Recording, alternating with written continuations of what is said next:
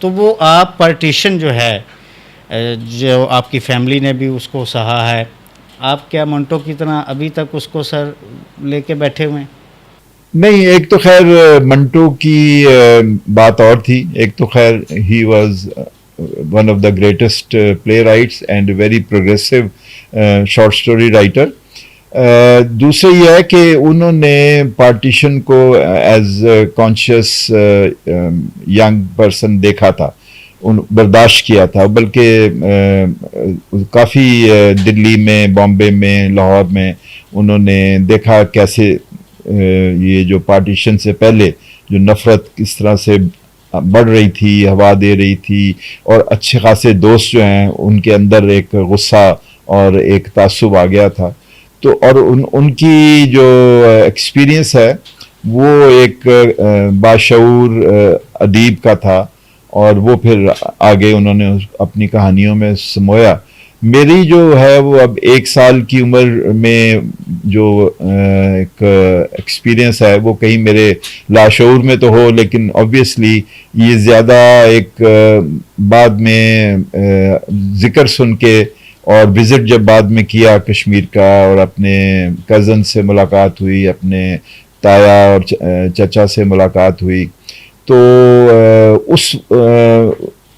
کی وجہ سے مجھے میری جو ایسوسیشن ہے وہ زیادہ ایک توانا ہوئی. لیکن یہ ہے کہ موسٹلی میں لاہور میں رہا ہوں، بارڈر سٹی ہے، اور 65 کی جنگ بھی دیکھی، اور پھر 71 کی جنگ کو بھی سہا. تو وہ بھی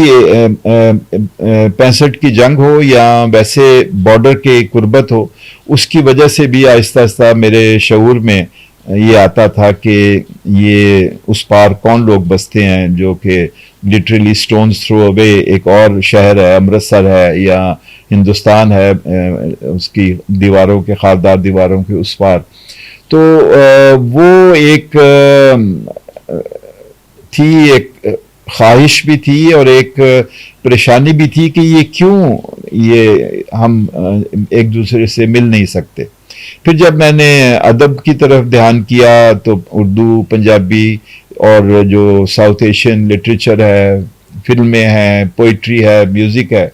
تو یہ مجھے احساس ہوا کہ یہ 47 کی جو لکیر تھی وہ ایک جغرافیائی لکیر تھی، وہ آپ کہہ لیں ایک سیاسی لکیر تھی، ایک فزیکل لکیر تھی. بعض لوگ کہتے ہیں خونی لکیر تھی، بعض لوگ کہتے ہیں کہ وہ ایک ریڈ کلف صاحب جو آئے تھے باؤنڈری کمیشن والے، انہوں نے ایک نہایت احمقانہ طریقے سے ایک اپنے پین سے لکیر کھینچ دی تھی اور کہا تھا یہ انڈیا اور یہ پاکستان، یہ پنجاب ادھر اور یہ پنجاب ادھر. لیکن ثقافتی اور تاریخی طور پہ، ادبی طور پہ اور جذباتی طور پہ، اپنے کلچر کے لحاظ سے تو آپ اس کو تقسیم نہیں کر سکتے، کیونکہ اس کی کوئی جو خوشبو ہے کسی مٹی کی، یا اس کا میوزک ہے، یا اس کے صوفیہ کا پیغام ہے، یا اس کے ناچ ہیں، اس کی روایات ہیں، یہ تو تقسیم نہیں ہو سکتے. تو اس لحاظ سے پھر گریجولی مطلب started off as India hater 65 میں، لیکن اس کے بعد پھر آہستہ آہستہ اپنے اسی دوران لکھتے لکھتے ہی 65 کی جنگ کے بارے میں میری پہلی کہانی جو لکھی تھی تو اس کا چھپی نہیں کہیں، اس کا تھا عنوان بھی مجھے صحیح یاد نہیں،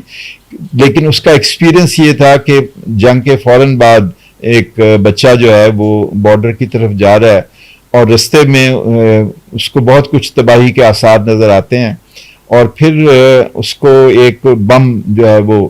زمین میں گڑا ہوا نظر آتا ہے، وہ گولا کہیں سے گرا تھا، تو وہ اس کو بڑے زور سے نکالتا ہے، تو اچانک اس سے زمین سے آواز آتی ہے جیسے کہ دھرتی کی آواز ہے کہ شکریہ بیٹا، خدا تمہیں جزا دے. تو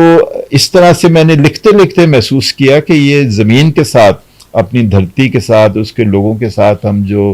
ظلم کر رہے ہیں، وہ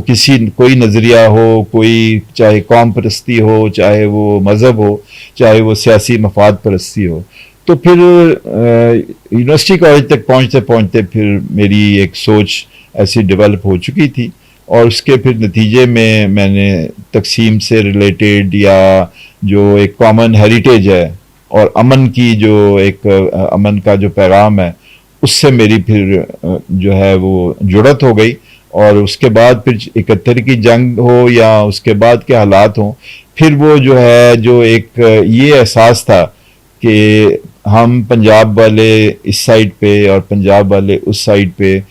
ہم ایک دوسرے سے چاہیں بھی تو الگ نہیں ہو سکتے. کشمیر کتنا بھی دور ہو، میری جو کشمیر کی دھرتی سے اور کشمیر کے لوگوں سے اور کشمیر میں میری جو فیملی کا حصہ ہے اس سے جو تعلق ہے وہ کبھی ختم نہیں ہو سکتا. لیکن میں نے جو کچھ بھی لکھا ہے I would say in a way, اگرچہ آئی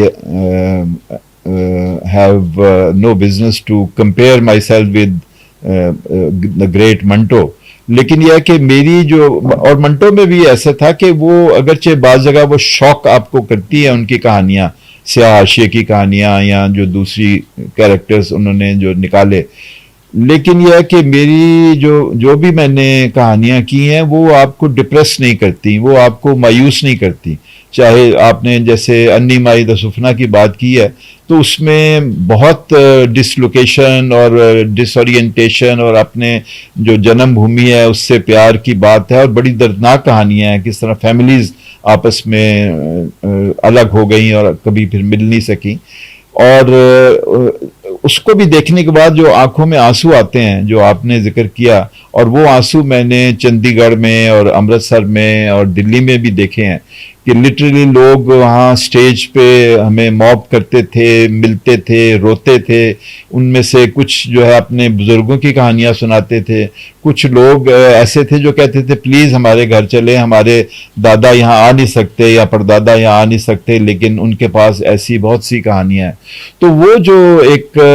جذباتی جو اس کا امپیکٹ ہوتا ہے وہ آپ کو زیادہ آپ کی سوچ میں گہرائی پیدا کرتا ہے، لیکن آپ کو وہ مایوس نہیں کرتا، کیونکہ تھیٹر میں لوگوں کو ہم ڈپریس کرنے کے لیے جو ہے وہ نہیں بلاتے.